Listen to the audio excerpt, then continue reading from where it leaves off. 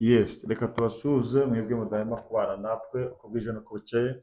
Amahoro ya Kristo nabe kuri mwe kandi umucyo w'iteka urusheho kurabagiranira kuri mwe. Uwiteka arusheho kubashyigikira. Dusuhuje inshuti zacu abari mu Rwanda, abari hanze y'u Rwanda, ku migabane ine uko igize isi. Iyi ni ya channel yanyu, channel yacu, iyi ni Soul Church TV. Rero nk'uko bisanzwe reka dusabe wowe utarakora subscribe cyangwa saboni uyikore, ukore like, sharing bene data, ukore no kukazogera kugira ngo tujye tubana umwanya ku mwanya kandi uzaba ubaye inshuti yacu y'akadasohoka. Ubushize twari turi kumwe n'umujakazi w'Imana, umukozi w'Imana ufite ubuhamya bwiza cyane. Uyu munsi twagize umugisha, Imana yongeye kumutuzanira, yakoze kandi yagize neza. Ndakwinginga wowe tutabanye ubushize, ukimara gufungura ntugende utumvishije icyiciro cya kabiri cy'ubuhamya bwiwe, kuko afite ubuhamya bwiza cyane kandi n'icyiciro cya kabiri uko byagenda kose kiraba kiryoshye kimeze neza. Rero reka tumwakire atangire atwibwira, noneho dukomeze n'izindi gahunda. Murakoze. Murakoze. Mwe twabanye ubushize, ndabashimiye kandi muhabwe umugisha n'Uwiteka. Turabakiriye. Amazina n'ubundi ni Yankurije, niyo mazina yanjye. Murakoze. Yankurije. Uri umukobwa? Narabyaye ariko ubu nta mugabo. Nta mugabo? Kubera ya mpamvu wadusobanuriye mu buhamya. Ihangane, ndaguhanuriye nk'umuhanuzi w'Imana, kandi Imana ishyigikira ubuhanuzi. Uwiteka mu mwaka utaha nk'iki gihe azabe yaraguhanuye, kandi biciye mu mucyo ushingiwe ku mugaragaro, bose babireba. Urabwizeye ubwo buhanuzi? Ndabyakiriye mu izina rya Yesu. Bikubere nk'uko wizeye. Humura kandi njya mbwira ngo ijambo riturutse mu kanwa k'umukozi w'Imana rirarema. Kandi Imana yaremye, kandi Imana iteyeho kashe mu izina rya Yesu. Amen. Reka dusabe tutari twinjira mu buhamya bw'icyiciro cya kabiri, ubanze utubwire nimero zawe kugira ngo uwagukenera abe yaguhamagara. Nimero ya telefone ni 0784 02 47 57. Iri kuri WhatsApp? Iri kuri WhatsApp, ariko fone ntayo mfite muri iyi minsi, barayinyibye. Oya, humura rwose, humura. Ni uguhamagara bisanzwe, mbaye mfite ako kwifashisha ko guhamagaraho. Ariko WhatsApp nayo hamwe no kwizera nzayisubira. Reka tubasabe umuntu ushobora kwishimira iki kiganiro, akagushaka kuri WhatsApp akakubura, Imana imukoresha. Nimara kumukoresha akanda akanyenyeri nk'uko bisanzwe. Nzi ko akanyenyeri ko katapfuye. Ntabwo kapfuye. Akanyenyeri zikapfuye, agakande, ashyigikire amavuta ari muri iki kiganiro. Bizaba ari byiza cyane, nawe azaba akoreye Imana ubundi busobanuro, kuko abantu ntibakuboneraho. Abo wabuze n'abakubuze biraba byiza cyane, uwo muntu azaba ashyigikiye amavuta. Noneho rero Uwiteka duhana umugisha, dutangire dusenga. Tumara gusenga twinjira mu kiganiro, Imana kugira ngo dufashe muri iki kiganiro. Karibu. Uri Data wa twese mwiza, uri Imana y'amahoro, Imana yo kwiringirwa, Imana yo gupfukamirwa. Imana turagushimye, turaguhimbaje, tugushimira neza n'urukundo rwawe. Imana waratwize abanye natwe, wabereye amaso ubwoko bwawe, abahungu n'abakobwa warabarinze. Izina ryawe nirishimwe. Ibiduhiga n'ibiturwanya ni byinshi, ariko warahabaye, ntuhabwe icyubahiro. Akanya nk'aka rero tugiye kuganira, ni wowe tugize nyambere, kuko ni wowe utegeka byose. Reka imbaraga ze zitugote, ubwiza bwawe bukayangane kuri twe, umwijima uduhunge, ahubwo tumurikishirize umucyo wawe.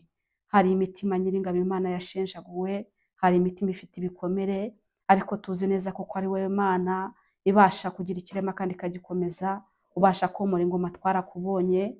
Ngaho sanga uwo uri ku gisasiro, Mana ubane nyiringabo Imana n'abafite ibibazo bitandukanye, uwihebye umubere umuhoza. Urakoze kuko uri Imana ibanye natwe, ni mu izina rya Yesu. Amen. Urakoze cyane. Mutoni twabanye cya gihe watubwiye aho buhamya waciyemo butoroshye, mm, kandi uyu munsi tugeze mu cyiciro cya kabiri. mm. Mutoni, uyu munsi uje uri mu ntoki, biracyari kwa kundi kwa mbere cyangwa se hari ubundi buhamya tuzaniye? Hari Bakubajije ngo mm, nyuma y'uko wakiriye Yesu Kristo nk'umwami n'umukiza wawe, uziko ariko twasoje tuvuga, yego. hari impinduka ushobora kuba warabonye, haba mu buzima busanzwe, Mm. haba mu buryo bw'umwuka. Ese urumva muri make ushingiye kuko Kristo Yesu nk'umwami n'umukiza wawe yakwinjiyemo, urumva umeze gute? Ubu bihagaze ute muri makeya? Jya mbere utubwire, karibu. Impinduka ndazikubwira nyuma y'urugendo nakomeje, Yego, kuko nzivuze mbere bagira ngo nahindutse icyo gihe, ndongera asubira inyuma. tubwire rero nyuma y'urugendo wakomeje, uracyarukomeje ubu? Eh, Yego, nyuma yaho y'icyiciro nyine cya mbere kijyanye n'ubuzima bw'urugo, n'ubundi nibwo bwansunikiye aho ngaho nakomeje, kuko namaze mbona urugamba ndimo kurwana n'urwanjye njyenyine. Ndavuga nti rero uko bimeze ngiye gushaka aho nzajya kugwa batazandeba. Najyaga numva igihugu cy'i Bugande.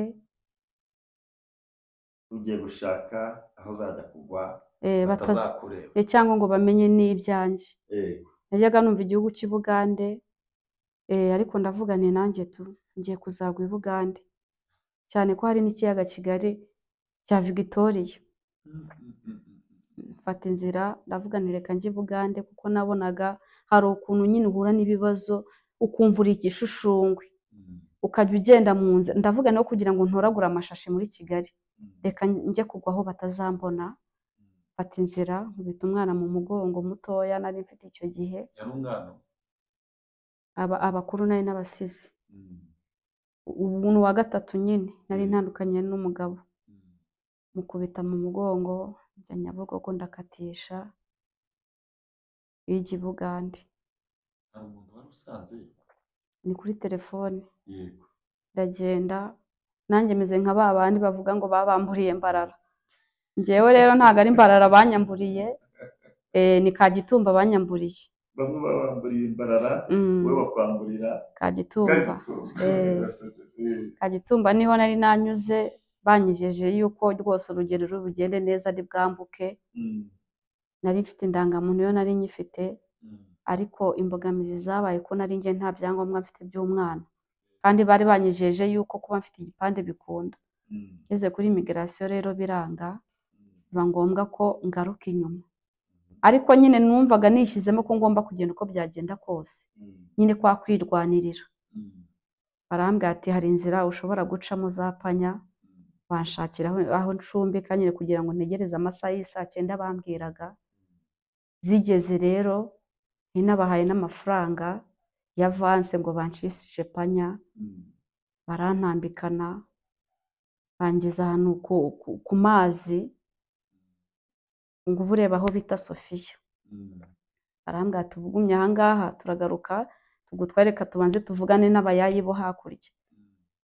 Aho ngaho rero narategereje ndaheba, igikapu kimwe cyo bari bacyambukanye. Urabona nyine kumwe abagore babika bapfundika utuntu ku myeko, hari utwo nani napfunditse udufaranga. Narategereje, imbeho yahira nkubita, ntangira gutengurirwa, mara nk'iminota 30 ndaheba. Ariko buriya nta hantu Imana itakura umuntu, aho naho nahaboneye imbaraga zayo. Sinzi ukuntu ubwenge bwagarutse nyuma, ndavuga ntaba bantu nahagwa. Nsa nk'usubira muri ya nzira navuyemo, harimo akagendo kugera hariya nyine ku mupaka. Yakoze mpura n'umumotari, aravuga ati aha hantu uhari gute? Ndamutekerereza ati tujya kuri moto gusubiza iyo wavuye, ujye kuryama ujye usubira iwanyu, kuko hano wari no kuhagwa. Ubwo bari bagiye bari kugaruka bakakwambura utwo ufite twose, byaba ngombwa nyine bakanagusambanya. Ubwo rero aho ngaho naho mbona ubutabazi bw'Imana buracya. Ndavuga nti gusa i Bugande biranze, ngaruka iheruheru. Nta n'ikintu wagarutse ute rero? Urugendo rwo kugaruka byumvikane ko rwari rugoye, amafaranga bari bayakujyanye, hamwe n'utwo n'ibyo nari nsigaranye udufaranga dukeya, nari naranze kujya mu rugo mvuga nti ese ndajya kuruhira iwacu n'abana batatu, ariko icyo gihe bwo byabaye ngombwa kuko nta kindi cyerekezo, wumva n'inzu wenda nakodeshaga nari nayitanze n'udukoresho twose natugurishije, noneho nsubirayo amara masa. Narahageze rero ndavuga nti ntabwo bikwiye ko nicara aha ngaha abana nta kizabatunga, yego ibyo kurya birahari ariko ntibazampe isabune ngo bampe buri kimwe.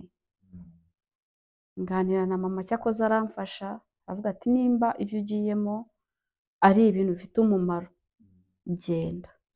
Umwana yari amaze kugira umwaka n'amezi 4. Ntibyari byoroshye gusiga umwana ungana gutyo, ni igikomere. Nageze i Kigali nurira bisi amarira ngenda atakara, icyo gikomere ndakibana. Umwana yarageraga nkumva ni wa wundi wanjye. Noneho n'akazi nahise mbona kari akazi n'ubundi ko kurera abana mu Bugande. ko kurera abana nyine bano bana biga babayo ba materineri, mbaraza nyine ncunga umutekano w'agashaka kujya kugahindurira, akashaka kujya hanze. Aho niho nyine nagiye kwigishirizwa, kuko buriya umuntu Imana ikwigishiriza ku kintu gigukomerekeje. Aho rero naritwararitse nkakora neza ako kazi, ndavuga nti wenda uko nkorera uyu mwana nanjye uwanjye ahari aragirirwa imbabazi.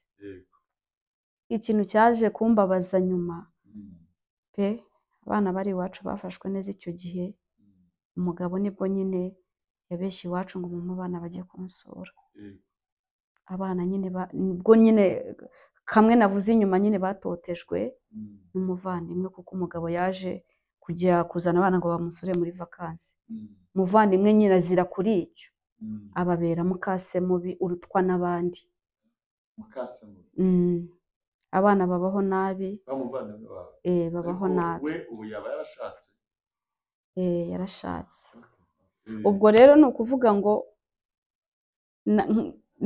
narabyumvishe ndavuga nti ndarwana uko bishoboka abana banjye ngende bakure kuri uriya mugabo. Nimba bakorewe biriya n'umuvandimwe, undi mugore bazabakorera ibiki? Ndavuga uko byasa kose abana banjye ngomba gushaka uburyo bajya ku ruhande rwanjye. Ariko ngira ikibazo nanone ndavuga ese iwacu ariho kubashyira n'ubundi bazahahurira na wa wundi. Arambwira ati ntugire ikibazo, ahangaha banganya uburenganzira ntacyo azabagira. Nyine hari ikintu ukora bwo kubura kujya ugahumiriza. Basubirayo, nanjye nsubira kugumya gupagasa, ubuzima butangira kugenda neza. Ariko nyuma nza guhura n'ikintu kirankoshona. Niyo nkuru nashakaga kubasangiza. Buriya iyo umuntu ari guteraganywa n'umuyaga n'ishuheri y'Imana itagukomeje, hari igihe wibwira ko ibyo ugiyemo ari igisubizo, nanone ari urupfu, kuko ibyera byose ntabwo ari amata. Naje rero guhura n'umuntu aravuga ati ubu buzima urimo, aka kazi si kakubereye.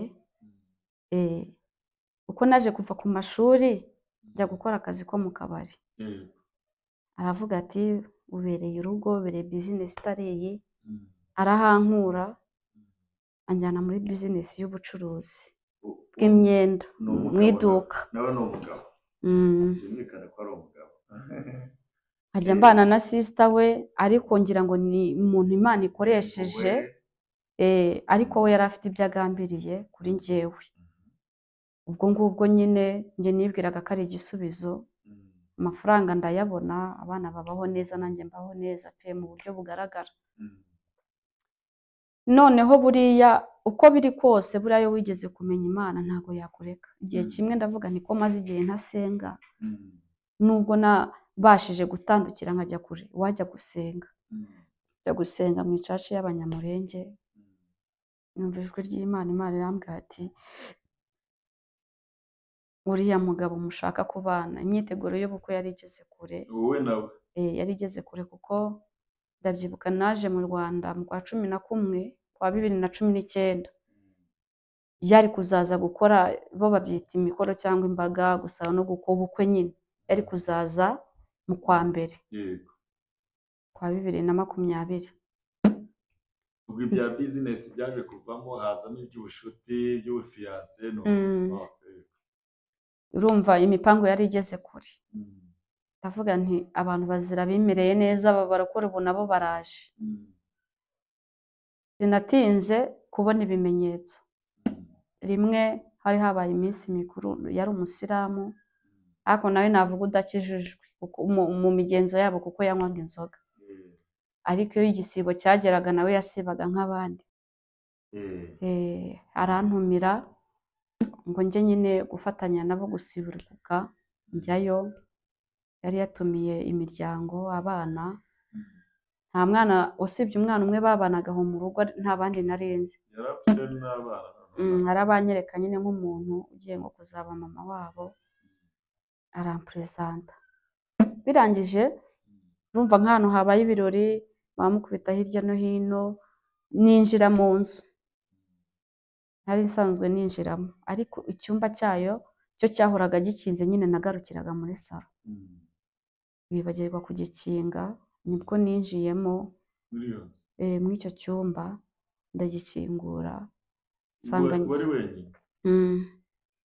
nsanga nyine harimo ibintu bya gipfumu, hateguye nyine harimo buri kimwe. Icyo ni ikimenyetso cya mbere nabonye mu by'Imana yambwiye, kuko yari yaranambwiye ati akoresha imbaraga z'inzoka. Ndabibona ndaceceka, ibiba birarangira ndataha sinagira n'icyo mubwira. We nibo wabyibwiye ko nahinjiye. Twongeye guhura arambwira ati kubera iki wanyinjiriye? Ndavuga nta hantu nagiye, sinari nzi ibihabera. Nyine urumva nk'umuntu yateretaga yagerageje gushaka kumara ubwoba kugira ngo nahamuka. Atangira arambwira ati njye ntabwo ndi umupfumu, iriya ni imiti y'igifu biki, ambeshya. Ndavuga nti nta kibazo, nkajya njya gusenga kugira ngo Imana nyine izampe imbaraga zo gutandukana nawe. Ikindi gihe arambwira turabizi, nshaka ko tujya gusenga bimwe byanyu by'abarokore. Ni ibihe by'abarokore? Ati kumwe mujye mu butayu. Kwa kugenda nyine utumva ijwi ry'Imana, kwa kugenda utayoboje inzira Uwiteka ugiye kunyuramo. Navuze ntihari wasanga umusiramu agiye gukizwa ku bwanjye. Turagenda, ndabyibuka hari ku gicamunsi mu ma 8:00 zisatira 9:00. Turagenda njyana ahantu mu butayu, ndabyibuka twapfukamye munsi y'igiti cy'umukindo. Aravuga ati isengesho tugiye gusenga ni iri. Ati mpita bajyajya bafe, nawe mbese uhamagara ab'iwanyu. Nimpamagara bajyajya b'iwacu bapfuye, uhamagara ab'iwanyu. Nimpamagara abarongo bo bizerera mu mpanga. Nimba hari n'iyo byamuze sekuru impanga, mbese njye basenga abanyamasenge n'ibiki. Ati aba niryo sengesho tugiye gusenga. Ab'iwanyu urabazi, nanjye nzi ab'iwacu. Ntangira kugira ubwoba, noneho ndapfuye. Ubwo ngubwo aratangira arasenga, arapfukama. Birangije ndavuga nti ndabigenza nte koko? Mpita nibuka ijambo rya Sadurake na Meshake na Abedenego. Igihe umwami Nebukadineza yabambaga igishushanyo akavuga ngo nimucyubararire. Hari iryo jambo ryahise riza, ndavuga ntihari ubwo iri jambo rije, nanjye Imana irankiza. Birangije arapfukama arasenga, nanjye ndahumiriza. Nyine nkajya nyeganyeza iminwa ariko ntasohora umwuka, kugira ngo wenda abone ko nanafashijwe. Nanjye uko asenga ibye, nanjye nkajya mpamagara izina rya Yesu. Nanjye nkajya mvuga ndimanga mpamagara izina rya Yesu. Nabo barafashwa, ibyuya bikaza bagatitira. Ariko ubwo nkadidimanga mfite ubwoba. Cyakoze sinatinze kubona igisubizo cy'Imana. Tukiri aho ngaho nagiye kubona mbona abahigi bihigira utunyamaswa 2 bahise baza. Akibabona kuko nawe abazi ko ibyo arimo ari ibintu bitemewe, yahise avuga ngo haguruka tugende. Ngo nindekeraho. ariko mu isengesho yasengaga yarasengaga asaba Imana ngo ibisubizo bye bizire mu nzoka z'imbaraga bimwe nararwumvaga bimwe Imana yambwiye nyine urumva byose nabiboneye aho akajya asenga ngo Mana Sara yanjye ngo izire mu nzoka z'imbaraga isengesho akajya asenga ibyifuzo bye byose avuga ngo ikimenyetso nyine we yasabaga ni inzoka. Tuva aho ngaho turagenda dusubira nyine iyo twavuye duteye intambwe nk'eshanu ya nzoka niwe wari imbere ihita isa nanjye numbaze ngo yavuye hehe ariko turi gutaha inzoka nini cyane njyewe narayibonye umutima numva urahagaze nyine aravuga ngo tufaye ngo nta kibazo inzoka sinamenya aho yaciye turagenda ndatega ndataha aho nabaga ndatega ndataha nawe arataha numva iryo joro sinari gusinzira kubera ibyo nabonye mpamagara umukozi w'Imana mutekerereza ibyo nabonye arambwira ati wowe ikintu ugomba gukora tugiye kugusengera Imana imanura imbaraga zigukura mu maboko ye ariko birasaba kumenya ubwenge wowe numwereka ngo si umukeneye kubwo bwabageza ahubwo urapfa birasaba ubwenge angira inama ati wowe ikintu ugiye gukora uzamubwira ko ushaka kujya iwanyu ibyo nayo mbwa ntabyemere Imana mbese niyo yigwatirije ishaka inzira z'uburyo ngomba kuhava twarahavuye rero buracya arampamagara ati duhurira ahantu arambwira ati Imana yumvishe isengesho ryanjye ati nageze ku ibi n'ibi ati nashakaga imodoka ndende yindi nayiguze mbese ambwira ibitangaza ngo Imana ye yamukoreye ati nawe hamagara hari nimero naramuhaye nyine azajya nshyiraho amafaranga yo gufasha abantu yahamagara iyi nimero ya sister wawe muvuga ndayihamagara nsanga yashyizeho amafaranga menshi nyine yagira ngo anyereke ibyiza by'izo mana ze uzamana zabo se zirakora urumva yagira ngo abinyereke zirakora ariko nabo ntago baryama ntago baryama ubwo ngubwo nyine ndabyumva nyine anyereka uburyo ki Imana yabo igira neza ibikini bike ndatuza nyuma yaho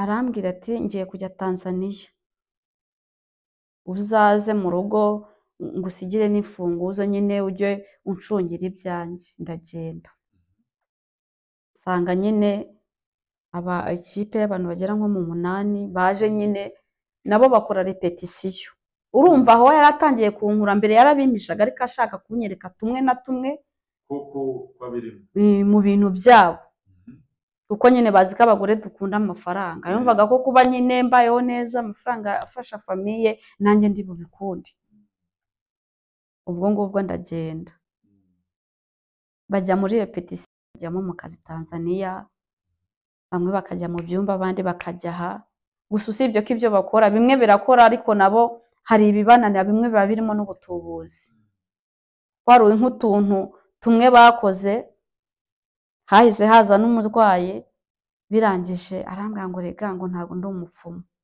kwereka uyu murwayi ngo urebe ibintu ngiye kumukorera yabikoreye byo muri salo ataraho mu isabo rye bireba aravuga ati atuma umwana amagi kuri botike ariko ataraza umurwayi yayatumye mbere atuma amagi atuma amagi birangije bonijya ararifashe ararihagarika neza afata akembe akata akantu nyine ka mpande enye akaroboramo ka karahure k'inyuma arangije amena wa mushongi bimwe bireduka byo mu iki arabimena aragenda azana iminyorogoto ashyira hahandi nyine bya bindi byavuye mu iki bikeya yongera asubizaho ka kantu yakuyeho k'igi azana buje atonyangiriza nyine igira irongera rirasibangana neza umurwayi nawe araza nyine avuga ngo aje kumukorera ibyo amukorera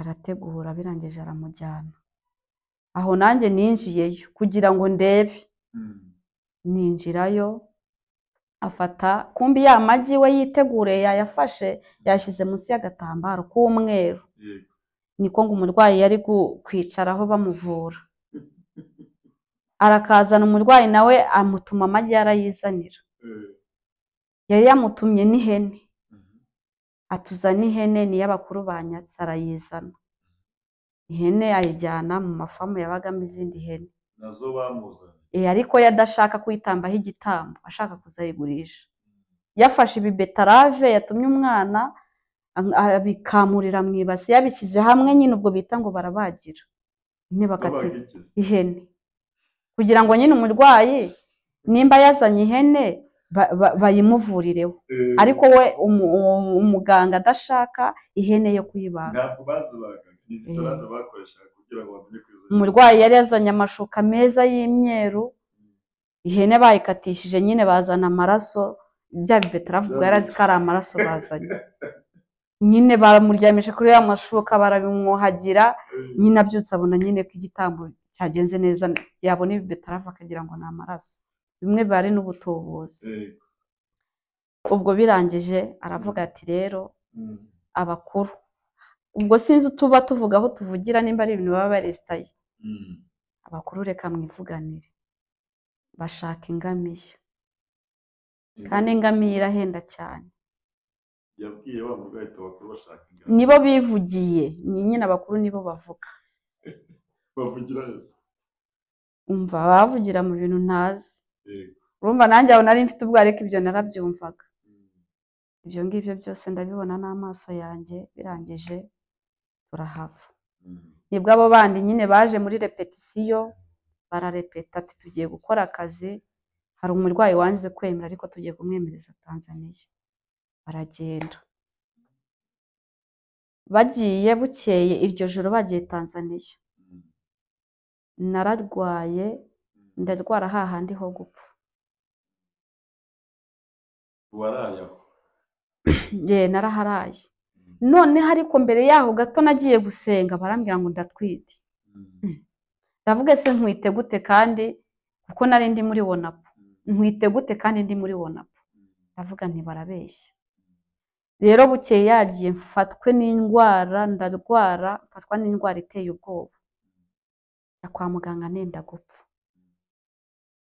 nyine natobotse, ngezeyo bamfata ibizamini turatwite, ese ntwite gute, birancanga, abaganga barambaza ati umuntu wagukurikirana wagize ikibazo ninde, duhe nimero ze ndazibaha, basanga ni izo mupfumu, basanga baramuzi, baravuga tuzi ikintu tugiye kugukorera, iyi nda niyo yaba iri bubeho ntabwo turi butume igumamo, kuko uriya muntu kubyarana nawe nirwo rupfu rwawe, ati umuntu bamaze kubyarana baba bahanye igihango, ibyo bintu nibyo bimukoresha,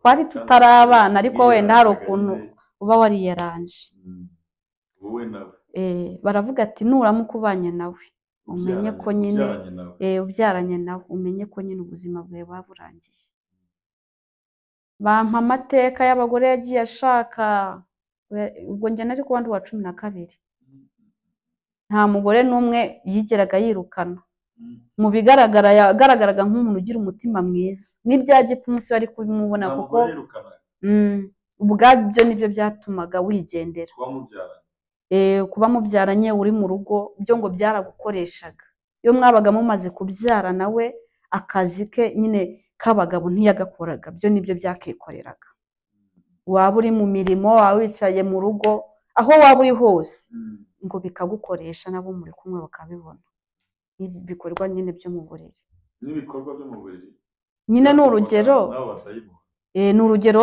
ndi mu kazi, byo bikaza twicaranye turi kumwe nyine ukajya wumva umuntu ameze nk'uri ahandi nyine, yaba hari yaba adahari, ni urugero turi kumwe twari turi kuganira ukabona ndahindutse, ibyo bibera mu byumba njye simbiheruka muri iyi minsi ariko murabizi nyine, ukabona umugore ameze nk'uri muri icyo gikorwa kandi mwaganiraga bimukoresha, ndavuga nti Imana aho n'imbaraga zawe, aho rwose naravuze nti aho bigeze Mana aba ari wowe hanyikurira. Mm. Ikindi gihe ansanga aho nari ndi ku kazi, mu byo nabisimbutse mbere yaho. Ubwo Tanzania mbaye mparetse, yansanze ku kazi aho nakoreraga, arambwira ngo nshaka kugusuzuma, gufata amazi uyashyire mu gikombe njye nyisukire, ufate n'agapapuro katariho ikintu, wandikeho ibintu bitatu, umere nk'utanga ibyifuzo, nurangiza agapapuro ugatwike ugashyire mu gikombe ryavu. Ndabikora, arangije arabifata ajya yarabifashe ajya kwiherera. aragaruka yarabijyanye muri bya bintu bitatu nanditse yanshubijemo bibiri. Nyine nibyo nari nabajije, yarabinshubije, ambwira ati wabajije ku muryango wawe uko umeze, byose arabimbwira iby'umuryango wanjye, byose byose arabikubwira. Icya gatatu rero cyo cyarabuze, kuko nabazaga ku by'urushako, birangije arakibura, asubirayo, aragaruka aravuga ati abakuru ntibivuga, wabajije ku by'urushako kandi ni njyewe, ntabwo abakuru bakwivuga. none atangiye kumutinya. Agiye Tanzania nibwo nagiye nyine mu bitaro, bigenda gutyo, abaganga nkabwira ni oya nimukuremo inda, ati ntago tuyikuramo, ariko n'ubundi nashidutse nyuma nyine yari yandikira amaraso, yari mu mezi 2, hariho kuntera imiti yihagarika, abo bakoze ibituma ivamo. Nyuma nyine namaze gukira, fatisha ibizami nsanga ntayikirimo, ndataha. Ntashye rero yari atarava Tanzania, ahari yari ari mu nzira, abari bangwaje baravuga ati ntago wajya kurwarira ku kazi, ngwino tukurwarize mu gipangu. Ndagenda, mpageze nasanze hapfuye ihene 9 k'uwo mugabo, nyine izo yari yororeye iwe. Iyindi yo ya nyuma yo baranyinjije banyicaza nyine ahagana kuri salo ngo mbe mfata akayaga, iyindi yo ituruka nk'iriya bazivanye aho bavuye kuzahurira, ikagiza nk'iyasinze ikitura iriya, birancanga imbere yanjye, sambagurikira imbere yanjye, igitsina nzi ibyo ari byo. Birangije baramuhamagara, aravuga ngo nimpamagare ngo umuntu nyine w'umusiramu azayibage. Muhamagaye nawe ahageze arabyanga, bitewe n'ukuntu yabonaga imeze. Usibye nyine bano bacoma basanzwe nibo bayibaze, twayihaye n'abapangayi barayanga. Maze rero gukira, yaje ku munsi wa 2. Ndavuga nti wenda nishake ngende ndandabirana mu nzira, ariko ngomba kuva i Buganda uko byagenda kose, kubera ibyo bintu byose nari maze kubona. Naramubwiye nti nkumbuye abana, ntabwo rwose nageza mu kwa mbere ntarajya kubareba. Nyine ntangira nanjye kwanga no kurya, mbese ubuzima bwose ndabuhagarika. Aravuga ati se wakwihanganye tukazagendera rimwe? Ndavuga ni oya, hari igihe buriya biba ngombwa yuko ubeshya kugira ngo wikize. Ndirwaza noneho ndaremba kurushaho, kuko abana bo yagiraga ikintu kimweza abana. Arambwira ati okay, ngaho genda, ariko ikinyezeza kuzagaruka nta myenda ujyana. Ndavuga nti ku mutima ninshaka ngende nambaye uko nambaye, akubona mvuye aha. Ashyira mu modoka ngeza mu mujyi, ama amafaranga arankatishiriza ndaza. Ngeze rero mu Rwanda, nageze mu Rwanda niho imipaka yahise ifunga, yari yamaye iminsi 3. Tangira kunesha umutwe ati kutaza n'imipaka yafunze, ati wowe itegura uzi, ngenda kura ku mpewo zanjye uraza uracaho. Arakura ku impewo ni imyuka, aturaza ati nta impeho ni imyuka, ati cyangwa ati uragera ku wowe urambuka. Avuga ni hoya batamfunga, ati okay nimba byanze njye imodoka yanjye ntahitaca, reka niyizire mu Rwanda ngufate. Ati reka niyizire ngufate. Ntangira ku cyangwa n'iza modoka zigendera mu kirere.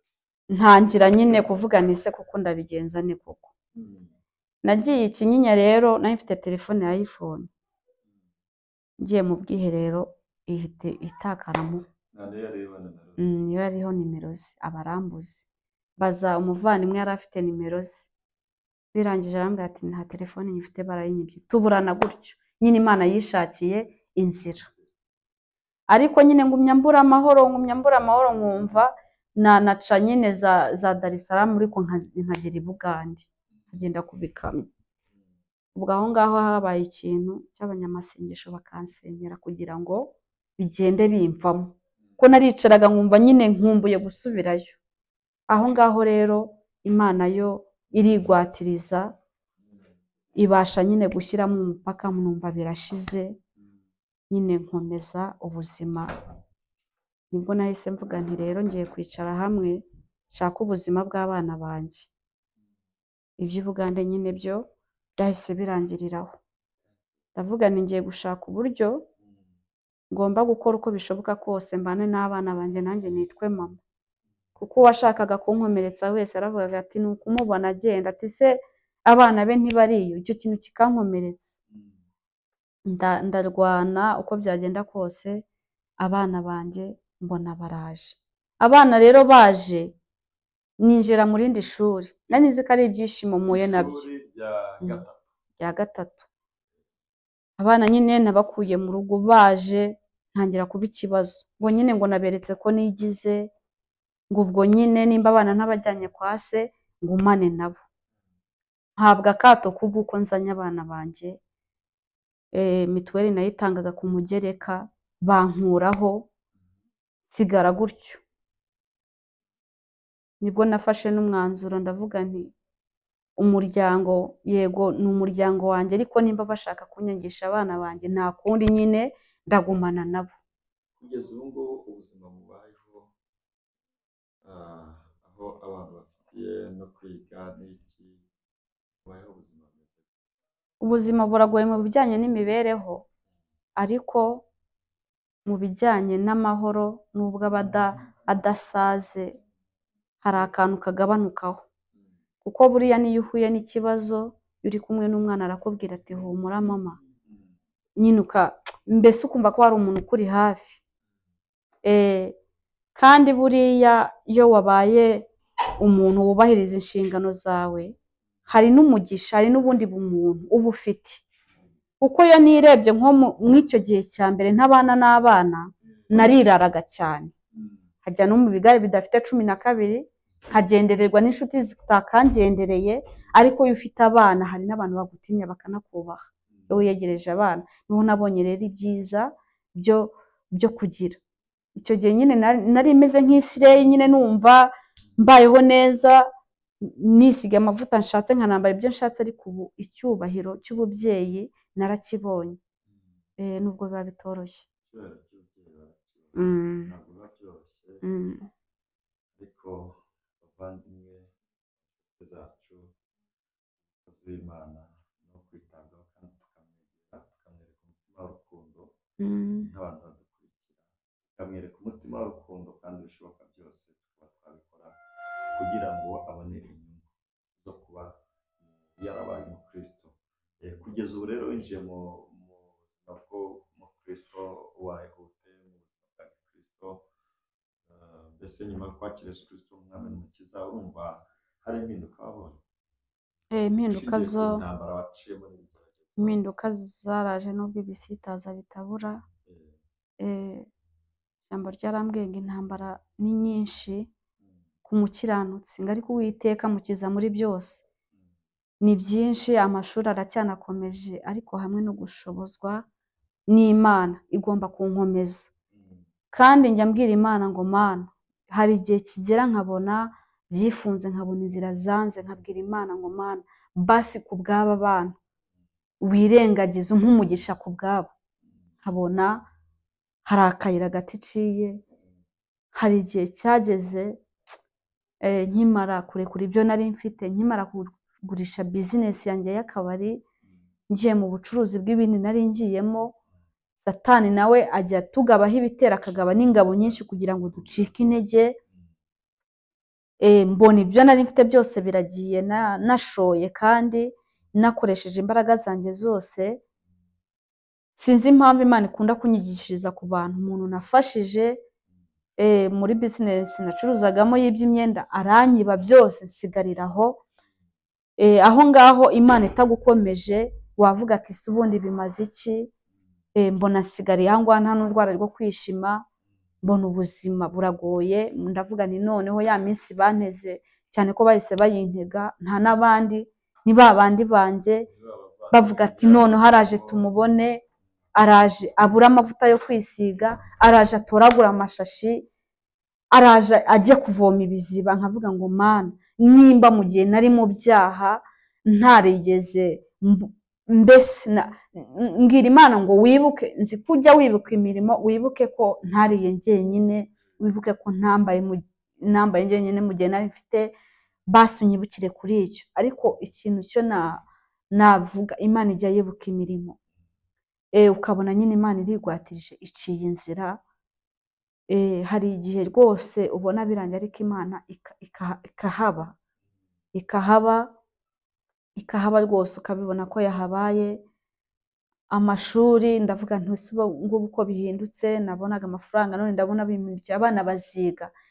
N'ubu ngubu umwana wanjye yarakoze icya leta, ariko hamwe n'imbaraga zayo ibyo yakoze nibyo byari bikomeye. Ni ukuvuga ngo ndetse ubwo bucuruzi hashize imyaka igera muri 2 baravugaga ati Kigali nta nubwo ayibamo n'ukwezi kumwe, ariko ubu nyibayemo igihe kirekire. Hamwe rero n'izo mbaraga z'Imana, Imana ibirusha imbaraga, nizeye ko n'ubundi buzima buri imbere izabana natwe.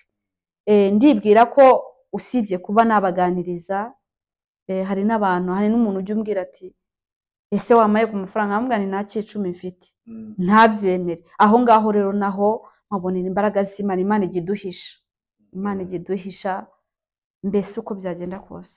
Ibigaragara rwose kabisa, ahubwo nanjye naheze nkambara gusabaho uko bigaragara pe urasa n'ufite amafaranga, ariko ntayo ndabizi neza, ariko ihangane. Mu buzima busanzwe ubu uri gukora iki? Ubu ngubu nta kintu mfite usibye utuntu tumeze nk'uturaka ngenda nkora, nta kazi mfite. Kandi Imana buriya rero, buriya abana b'Imana ikintu kituranga ni urukundo. Buriya abantu nkawe bigaragara berewe no gukora ubucuruzi, buriya tugiriye abantu umugisha, inshuti zacu kabisa. Imana ifite abantu benshi yakoresha. Hari ibikona ubundi abakozi b'Imana ba Eliya, ba Elisa benshi bagiye batungwa n'uburyo Imana yagiye batunguza. Rero twinginge inshuti zacu, nimba hari umuntu ufite icyo yabasha gukora kuri we n'ukuri abasha kugifasha gukora, kandi biraba byiza. Yesu adushyigikire. Tugiye gusubika iki kiganiro cyacu, tuzagisubukure ubutaha. Noneho reka tugusabe usenge Imana dusoze, tuzasubira ubutaha. Turagushimiye Mwami Imana, wabanye natwe, waturinze, izina ryawe nirishimwe. Uwiteka mucunguzi wa byose rero, nyemerera n'igihe dushigaje imbere ugumye ubane natwe, urinde intambwe z'ibirenge byacu. Uwiteka utubere inkomezi, utubere byose kuko uri byose. Nyiringabo Imana rero, aka kanya nsabiye abantu bafite ibikomere. Hari abakomerekejwe n'imiryango, hari abakomerekejwe n'ibintu bitandukanye, hari abakomerekeye mu kazi, ariko Mana turasaba kugira ngo ubabere byose. Nyiringabo Imana rero, wavuze yuko tuzatungwa n'imirimo y'amaboko yacu. Aka kanya turagusaba kugira ngo Mana ubashe kugira icyo ukora, abadafite akazi ukabahe. Uwiteka Nyiringabo Imana, kugira ngo izina rye rihabwe icyubahiro. Urakoze rero kuko uri Imana ibanye natwe, n'iminsi ishigaje inyuma turayikweretse. Reka urinde intambwe z'ibirenge byacu. Urakoze kuko wumvishe gusenga, ni mu izina rya Yesu, amen. Urakoze cyane. Bye.